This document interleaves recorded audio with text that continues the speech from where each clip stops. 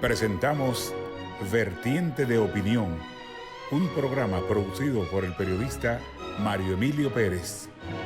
Saludos amigos de Vertiente de Opinión. Nos da mucha satisfacción tener hoy como nuestro invitado a un destacado jurista, un hombre que tiene un historial de lucha por la democracia dominicana, incluso corriendo riesgos de su integridad física.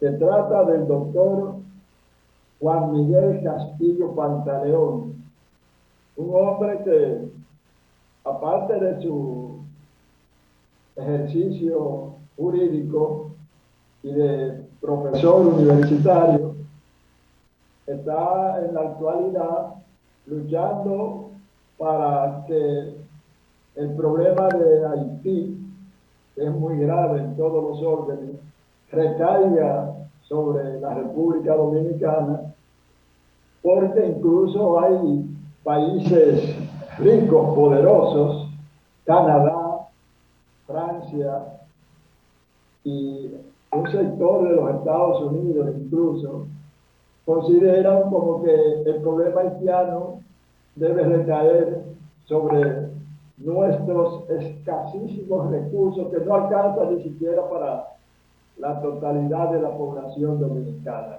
Así es que con él vamos a dialogar a todo lo largo de este programa.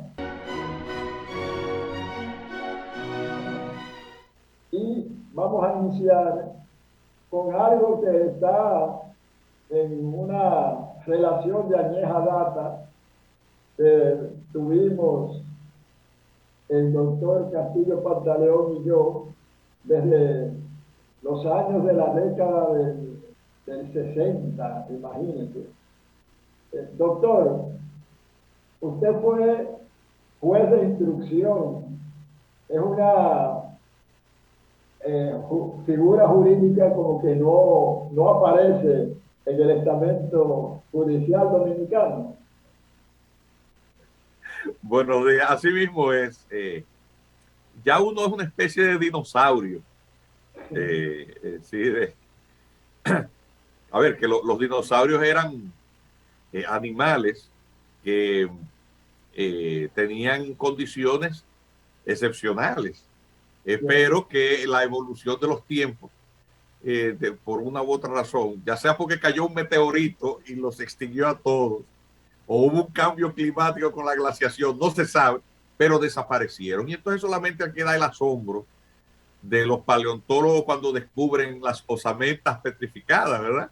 Y entonces uno se queda maravillado viendo las cosas que sería capaz de hacer un animal de esto. Bueno, pues hoy un juez de instrucción, que es una especie de dinosaurio jurídico procesal penal, es algo que al quedar extinguido por efecto de una reforma procesal sin visión, importada, ha deformado y producido muchos males que los abogados estamos sufriendo a diario. El crimen como fenómeno social tiene todo un arco iris de escenarios en donde se ejecuta. Es decir, está la simple criminalidad, lo que llaman la criminalidad carapulosa, el que roba un celular, el que carterea, un descuidista, a una persona, el robo sin violencia, el que va a un colmado y se bebe 2 tercias de ron. Las tercias de ron no existen ya. Se bebe un par de botellas de ron y no las paga, la fullería. Eso es simple criminalidad, delincuencia común, no violenta. Y está el gran crimen, y están los grandes males, y está toda la criminalidad contra la cosa pública. La gran criminalidad y la criminalidad contra la cosa pública, que es la corrupción, para poner uno de ellos, desde el desfalco de recursos y otras muchas formas de defraudar dinero público. Necesariamente para producirse tienen que darse a la sombra de la impunidad, es decir, un espacio de protección de parte de las autoridades, ya sea por complicidad o por incapacidad. Entonces, el aparato judicial tiene formas El aparato judicial incluye desde las fuerzas del orden hasta la Suprema Corte de Justicia, o sea, todo el arco de investigación, persecución y condena de cualquiera de la forma de criminalidad. Tienen en esa última esfera, en esa última frecuencia, un desafío que es el de la autoridad del Estado siendo capaz de purgarse. De purgarse. Es decir, de tomarse una sustancia que le permita sacar de sí todo lo malo, todo aquello que le intoxica, todo aquello que no es asimilable porque hace daño a la salud. Entonces, ¿qué ocurre? Cuando tú eliminas la posibilidad de que la sociedad o algún mecanismo procesal sustraiga del monopolio de la acción pública, es decir, del propio aparato estatal, su propia purga o investigación judicial para investigarse, perseguirse y condenarse a figuras que permitieron ese fenómeno criminoso contra la cosa pública. Entonces tú tienes la mejor de las impunidades garantizadas, y eso fue lo que puso el Código Procesal Penal. ¿Por qué? Porque ese juez de instrucción es una figura que era mitad juez y mitad fiscal. Y ni estaba obligado por la persecución del Ministerio Público, ni estaba dependiente de su apoderamiento o investigación. De hecho, se permitía el apoderamiento directo por parte de un simple ciudadano.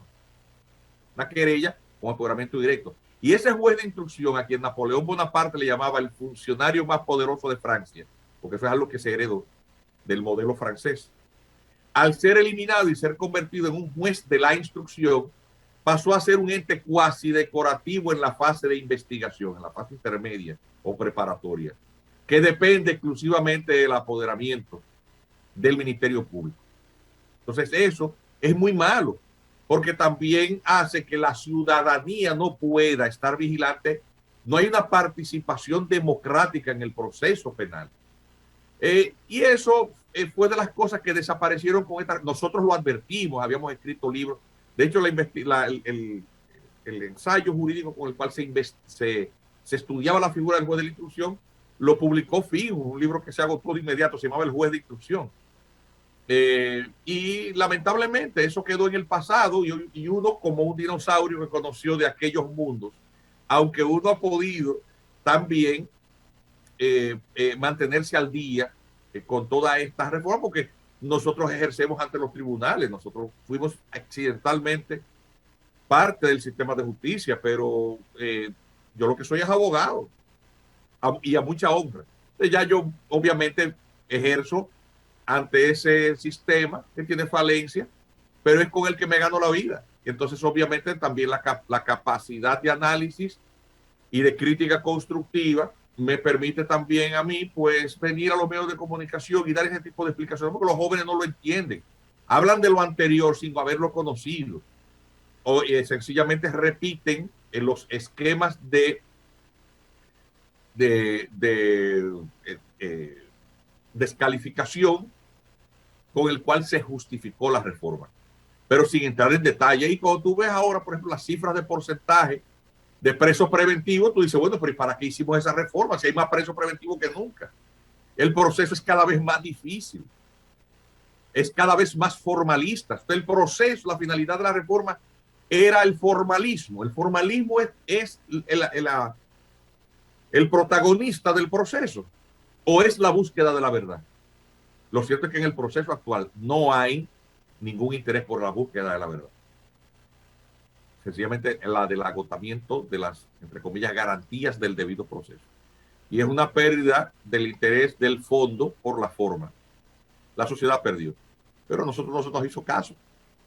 ¿Qué te digo? Fíjate, doctor, ¿cuál es su opinión acerca de la brega que ha dado que se termine ya, caramba, con el establecimiento de un código penal reformado, como es natural?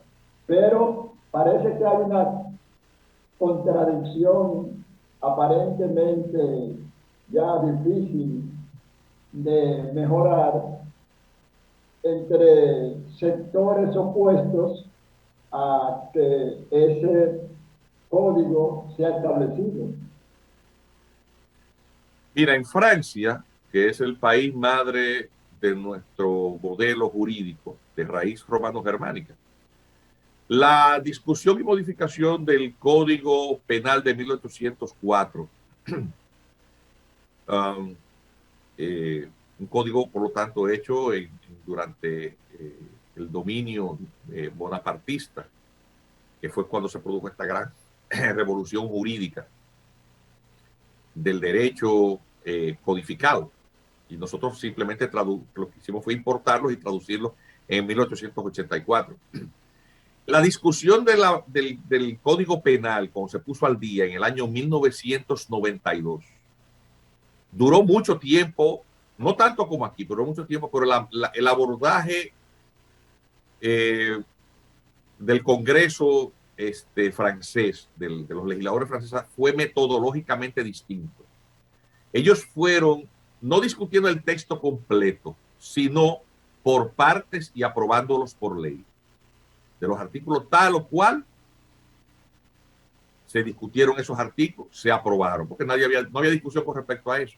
Y se fueron discutiendo por parte, con una cláusula final de que cuando se terminase en su integridad de ser aprobado, pues entonces entraría ese periodo de vacancia legal, es decir, de entrada en vigor, que puede ser por el mismo legislador supeditada a un plazo o a una condición, un término o una condición, que son modalidades de entrada en vigor de una ley. Cuando se aprobase la última de las leyes para que en forma integral entrase en vigencia completamente. Aquí lo estamos discutiendo desde hace años como un todo. Y entonces los puntos que son objeto de controversias o de presiones de agendas impuestas por organismos multilaterales han ralentizado la puesta al día de toda la integridad de una necesaria adecuación del Código Penal. Y no ha habido la inteligencia suficiente de parte de la sociedad para encaminarnos en esa dirección. Es un síntoma de atraso, pero también de debilidad. Porque no es verdad que simplemente por el tema de la discusión entre si las tres causales o no para la interrupción del embarazo, que es como se va a modificar el tema del aborto, debe de arrastrar como un sumidero que se trague todo el código. Y del mismo modo, otros temas de discusión que más bien uno percibe se han puesto sobre la mesa como excusa para postergar el tema de la discusión de las tres causales, que evidentemente en una sociedad con la conformación espiritual de la nuestra era una batalla que evidentemente los sectores que abogan por ello y que están muy bien financiados han perdido. Es decir, la opinión pública ha ido en una dirección de una discusión muy agria, pero que tiene una primacía de un sector en particular, que es en el que gravitan los sectores que son llamados así como conservadores, ¿verdad? Y con lo cual muchos de nosotros nos identificamos. Indudablemente que en el país ahora mismo, con ese asunto de las tres causales, es difícil lograr un consenso. ¿Usted no cree? Claro. Pero es que además al final del día es una discusión estéril, Mario Emilio, porque hay un diseño constitucional y un principio de supremacía constitucional. Al final del día, no importa lo que se apruebe, eso va a ir a morir al dictamen del Tribunal Constitucional, va a ir a ser decidido por la instancia jurisdiccional que tiene la competencia para determinar si hay conformidad entre un texto de ley o incluso un convenio internacional y la Constitución, porque hay una jerarquía constitucional en la que la cúspide le corresponde a la Carta Sustantiva y ninguna ley, decreto, reglamento ni sentencia puede desafiar la letra y alcance de la propia Constitución. Entonces, el tema de cómo se considera la vida como derecho fundamental, constituyente en el año 2010 estableció una coletilla que es desde la concepción. Entonces, eso está ahí. De todos los que promueven el tema de las tres causales también actúan con cierto nivel de irracionalidad, porque es que para tú poder estirar la interpretación de la ley o el texto de la ley, terminarás de todas maneras descansando en el dictamen inapelable, obligatorio, vinculante del Tribunal Constitucional. Entonces, Mire, ¿para qué vas a discutir? Para hablar de la lucha contra la corrupción, doctor, hay que hablar concomitantemente y casi por obligación de la ley de extensión de dominio, que ha dado mucho trabajo también, al igual que lo relativo al Código Penal. Pero se ha dicho que el problema es el carácter de irretroactividad de la ley. La ley no tiene efecto retroactivo, según nuestro código, que yo recuerdo en mis años de estudiante de Derecho, más que cuando favorece al que está subyúdice o cumpliendo condena. Ajá. Pero ahora se está diciendo, como hay ya dentro del país un deseo ferviente de que se aplique esa ley de extensión de dominio, que no será una persecución de personas, sino de bienes ilícitos. ¿Qué usted opina? Mira, atención. La discusión se reduce a lo siguiente. Si nosotros debemos de colocar el tema de la propiedad, que es un derecho fundamental que está en el artículo 51 de la Constitución, y hacer como una forma de sanción o de lucha contra la impunidad, y podemos al mismo tiempo salvaguardar las garantías del debido proceso. Este es el punto. El artículo 51, en su numeral 6, dice que la ley va a establecer el régimen de administración y disposición de bienes incautados y abandonados en los procesos penales y en los juicios de extinción de dominio previstos en el ordenamiento jurídico. Si bien mirado, en esta redacción, la tutela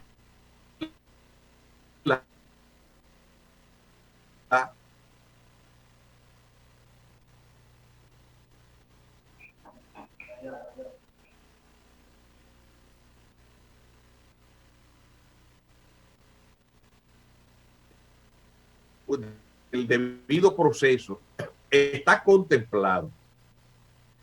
Entonces, la redacción de ley, no sé si tú entiendes lo que estoy diciendo, o sea, toda persona se considera.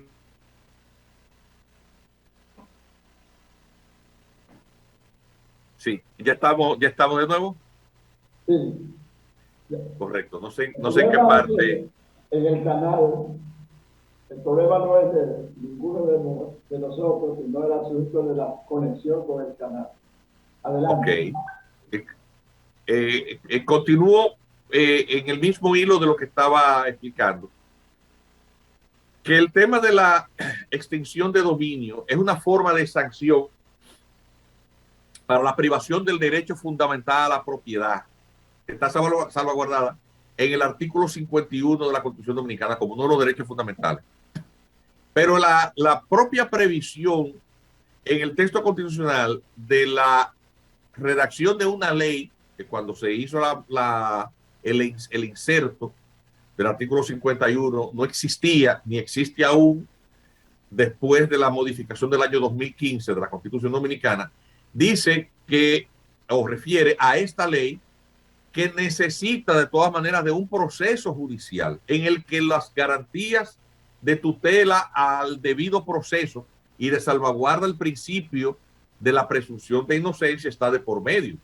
Entonces, ¿qué ocurre? No está claro cómo el legislador, sin comprometer el principio de la presunción de inocencia, puede privar de bienes mal habidos a quien no ha sido aún condenado en un proceso judicial por un crimen de malversación o de malos manejos o de alguna manera de afectación del patrimonio público.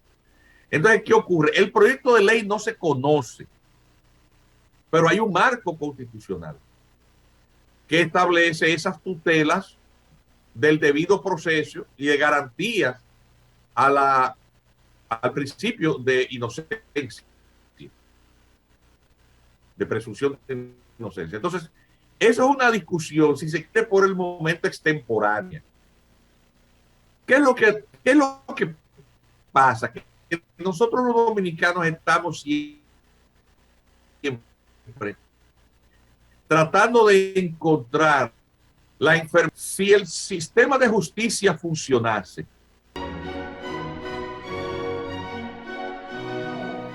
Al aire, doctor. bien, el tema de la ley de extinción de dominio ha perdido el telón de fondo. La extinción de dominio es un mecanismo que algunos países han utilizado para poder sancionar algunas experiencias sudamericanas, por ejemplo, en el caso de los grandes traficantes de drogas que camuflajearon sus fortunas mal habidas y en gran dimensión mediante a las autoridades judiciales para poder precisamente confiscar lo que es el fruto del delito o cuerpo del delito. Entonces, en esos países que tienen sus propios ordenamientos judiciales, constitucionales y procesales, pudieron implementar estos mecanismos de confiscación acelerada, privando del derecho fundamental de propiedad a aquellos que estaban acusados de determinado tipo de crímenes. Pero resulta que en nuestro país el marco constitucional es muy fuerte y las tutelas a los derechos fundamentales están muy rigurosamente establecidos en el texto constitucional y hay una jurisdicción que va a ser la que va a armonizar al final del día cualquier ley que establezca una sanción de este tipo en su exequibilidad o armonía con el texto constitucional, principalmente en la parte que tiene que ver con la salvaguarda a la presunción de inocencia.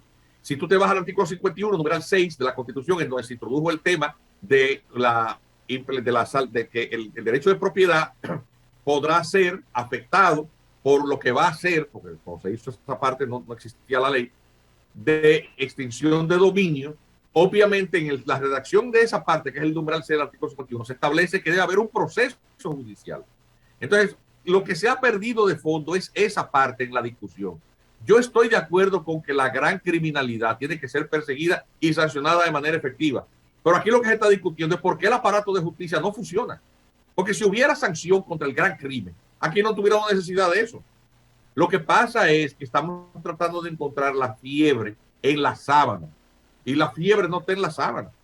Es en el tejido social e institucional del Estado Dominicano. Aquí no hay gran crimen de narcotráfico, sino es a la sombra y protección de las autoridades. Aquí no hay robo de dinero público, sino es por la indolencia de un ministerio público que en sus propios gobiernos es incapaz de mirar hacia adentro del poder que lo designa, pero de un sistema de justicia al cual se le castró la posibilidad de que así sea por un apoderamiento directo, el ciudadano pueda acusar a un funcionario público y un funcionario que no dependa del monopolio de la acusación pública del Ministerio Público, como era antes el juez de instrucción, pudiera someter a pesquisa de investigación hasta el presidente de la República. Y es de eso que se trata. Entonces estamos tratando de encontrar la solución que no vamos a tener en esas fórmulas.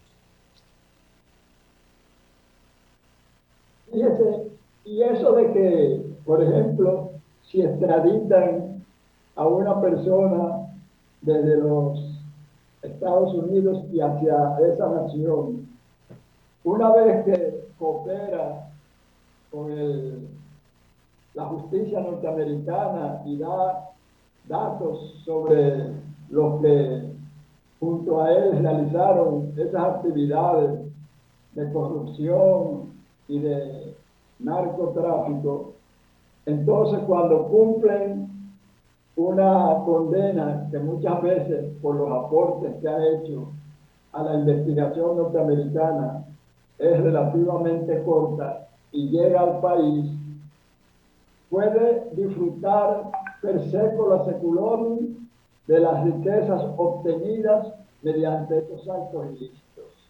Tu opinión. María Emilia, procesalmente, la manera de cómo extender los alcances de ejecución de una declaratoria de culpabilidad en un tribunal extranjero contra por ejemplo, una forma de delincuencia transnacional, como es el narcotráfico, para poner un caso, o como es el lavado de activos producto de la corrupción, depositando dineros en bancos extranjeros, con la ley esa Kingpin que tienen los norteamericanos y la ley Magnitsky, ellos pueden perseguir extraterritorialmente a ciudadanos extranjeros por hechos delictivos que ni siquiera han acontecido en territorio norteamericano. Si defalcan una institución pública dominicana, República Dominicana es parte del territorio norteamericano, pero una ley allá convierte eso en un crimen internacional y lo pueden perseguir y confiscar. Entonces, ¿cuál es la discusión? La discusión ha girado alrededor de que la ejecución de una sentencia extranjera aquí, entre comillas, implica una doble persecución. Y eso es un supuesto procesalmente equivocado. Es decir, lo que se persigue con el tema de la ley de extinción de dominio, si es para el caso de los narcotraficantes que exportan droga o lavan dinero de narcotráfico en los Estados Unidos o corruptos, se puede alcanzar un resultado sin necesidad de entrarnos en estas discusiones.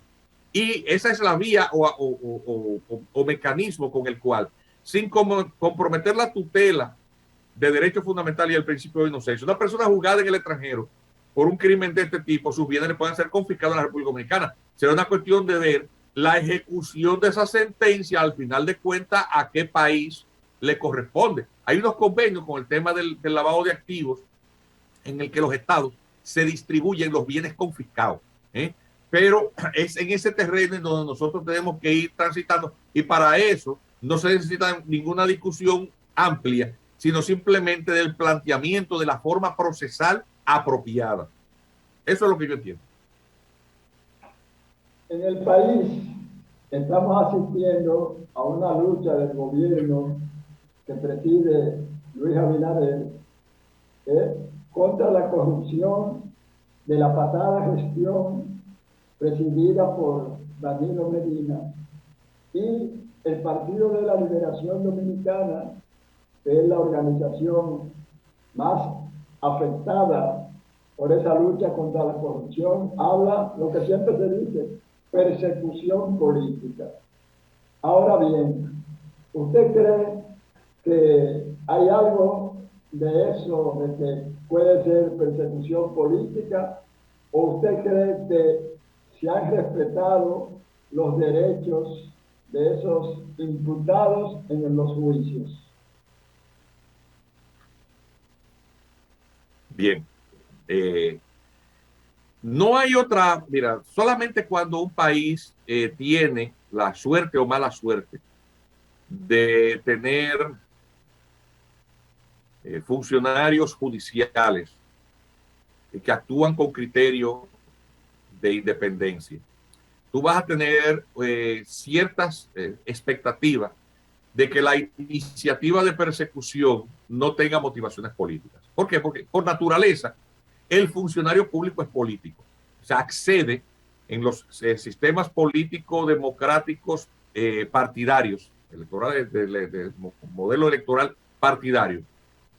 Tú tienes una cofradía que está vertebrada alrededor de un proyecto político que se llama partido político, y ese cuando accede al control del poder estatal, convierte el patrimonio público en algo que va a ser administrado por él, por esa gestión. Y por eso el funcionario público tiende a ser designado por criterios de principalía en la campaña política. Nosotros ganamos, nosotros vamos a gobernar. Es decir, la colocación al final del día del patrimonio público en manos, el manejo patrimonial, en manos de un grupo político.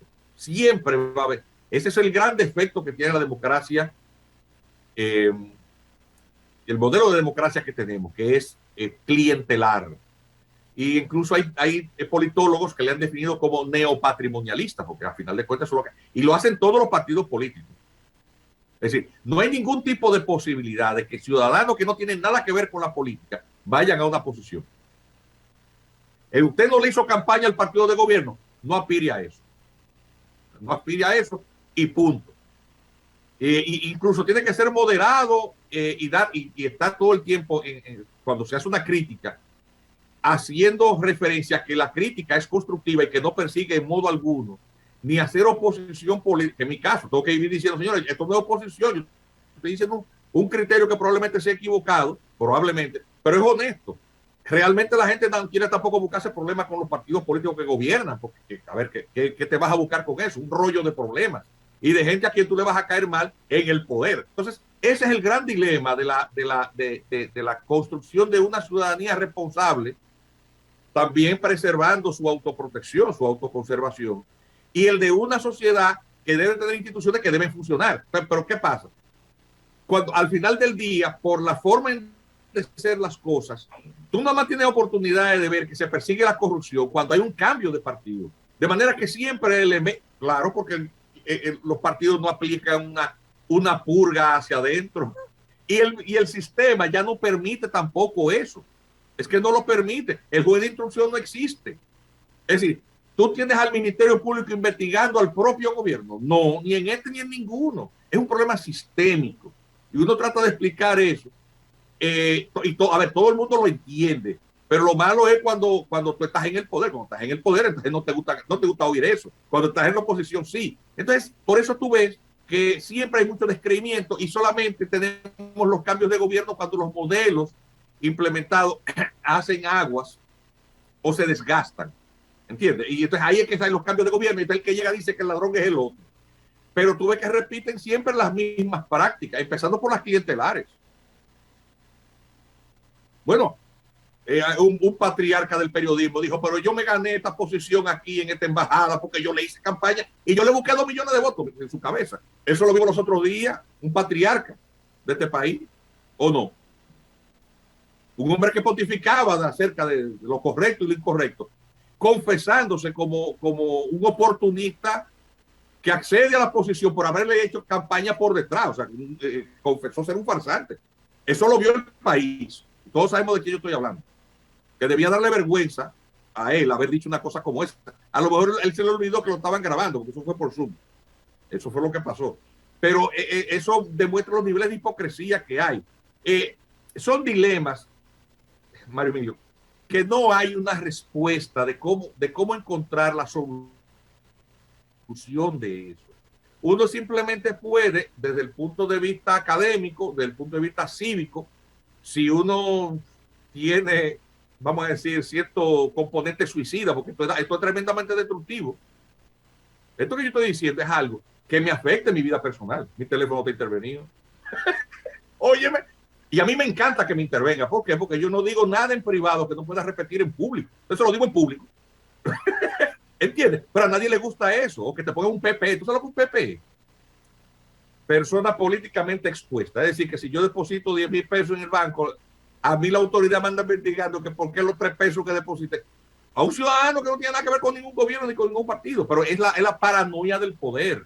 Ese tipo de cosas pasa, Mario Emilio. En todos los regímenes, pasa en pasaba en el anterior, pasaba con Leonel. A ver, no estaba la tecnología tan avanzada en la época de Hipólito, pero también pasaba. Y pasó en la época de Trujillo, el CIN visitando gente, y había que poner una plaquita. En esta casa Trujillo es el jefe. La diferencia es que ahora no desaparece a la gente. Pero es más o menos lo mismo. Nosotros vamos a construir la democracia sobre el ejercicio de las libertades, que tiene que ser constante. Decir lo que uno entiende que está mal, criticarlo y no tener miedo a eso. Y hacer lo posible por no vivir del gobierno, ni hacer negocio con el gobierno. atención, y llevar una vida en la medida de lo posible virtuosa. Es decir, no meta la pata, porque si usted en lo privado hace una cosa, eso termina sabiéndose. No hable mucha mentira, usted habla mentira, la mentira tiene los pasos cortos, después lo descubren. Si usted se equivoca, pida excusa a tiempo, saca la pata. Y esa es la única manera como nosotros los ciudadanos, al final de cuentas, vamos a poder construir una sociedad cada vez más decente. Más nada. Esa es la única receta que una persona, un simple abogado, puede compartir con los demás, que es un atrevimiento de uno, creerse que uno está en condiciones de que estarle recomendando cosas a la gente. Pero ya, eso es. En la reforma de la Constitución que está, ¿verdad?, realizando o tratando de implementar el gobierno, ha tenido oposición. Muchas veces uno ve sin ningún análisis conceptual para oponerse a esa reforma. ¿Cuál es tu posición con respecto a esa posibilidad de reformar la Carta Magna, sobre todo como leitmotiv, como motivo principal? El gobierno ha hablado de la creación, ¿verdad?, de un ministerio público independiente. Incluso hasta el expresidente Leonel Fernández, que durante una de sus gestiones nombró a dos, ¿verdad?, procuradores generales, miembros de su partido, personas allegadas a él. Sin embargo, ahora se opone a esa reforma. ¿Qué usted dice? Mira, con respecto al presidente Abinader, quiero decir lo siguiente, para que la gente del DICON esté clara. Yo no voté por el presidente Luis Abinader, ni voté por nadie. Yo no voté, no. En la casilla de voto por el presidente, yo dejé mi voto, que debe ser secreto, pero yo tengo problema en decirlo, porque uno tiene que tratar de ser transparente en los actos de su vida pública y privada. Yo no voté por nadie, no me gustaba ninguno. No porque tuviera nada personal en contra de ninguno, pero no tenía preocupaciones. Eso yo lo he dicho públicamente. O el día de hoy, si me dicen por quién votaría, yo votaría por Luis Abinader. En el día de hoy. Pero al final de cuentas, esa decisión de por quién votará un dominicano, que soy yo o cualquiera, tiene que ver con la hoja de servicios y de realizaciones que el gobierno hace.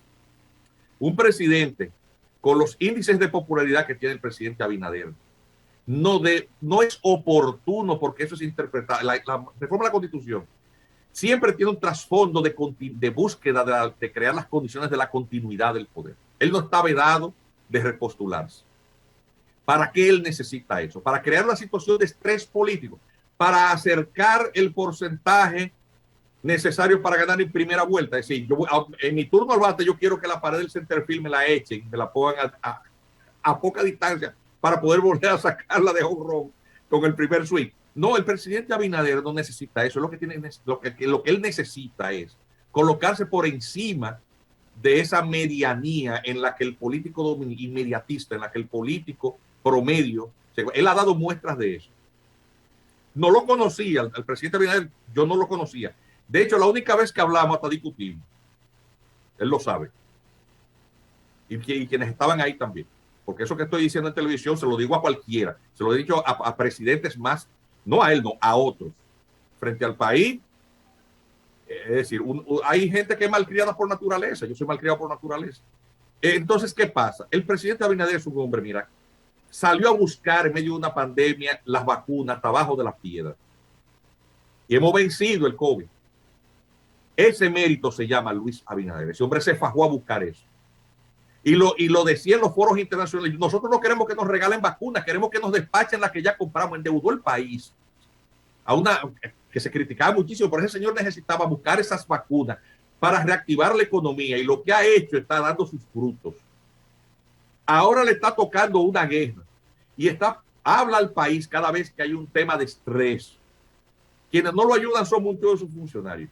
Pero hasta ahora yo a él como presidente lo veo empeñado en hacer un cambio. Eso está bien. Eso no me convierte a mí en abinaderista. Me convierte en un ciudadano que es capaz de sobreponerse al tema de la preferencia política para reconocer lo que está bien hecho. Pero lo que está mal hecho, uno tiene que criticarlo, como lo hemos criticado 1000 veces. En el tema migratorio, por ejemplo. El presidente va por un lado y los funcionarios van por el otro lado. Este ciudadano ha denunciado en 2 ocasiones, en 2 años, 2 dos situaciones. El plan de contingencia para flujos masivos migratorios que estaba ahí, diseñado por el Instituto Nacional de Migración como una política pública para establecer campos de refugiados. Óyeme, es eso como una política de migración en medio de una disolución del Estado haitiano. ¿Quién lo denuncia? Lo denuncia quien te está hablando. Un simple ciudadano. Y el presidente lo aborta. Es el presidente que lo aborta. Luego, de manera poco oportuna también, otro funcionario va a implementar sin haber mecanismo de control de la frontera, un plan piloto para los carnés de habitantes fronterizos, pero pésimamente diseñado. El famoso carnet dice permanencia, cuando eso es una subcategoría migratoria. Te lo digo porque yo ayudé a tratar la ley de migración y el reglamento de aplicación de la ley se hizo en mi oficina. Entonces yo de eso sé más que cualquiera. Entonces él se despacha cuando uno está señalando a lo que él sabe que metió la pata, que sabrá yo poner en sus intereses. No quiero hablar mal de él. Que los otros, que el que lo critique porque no sabe.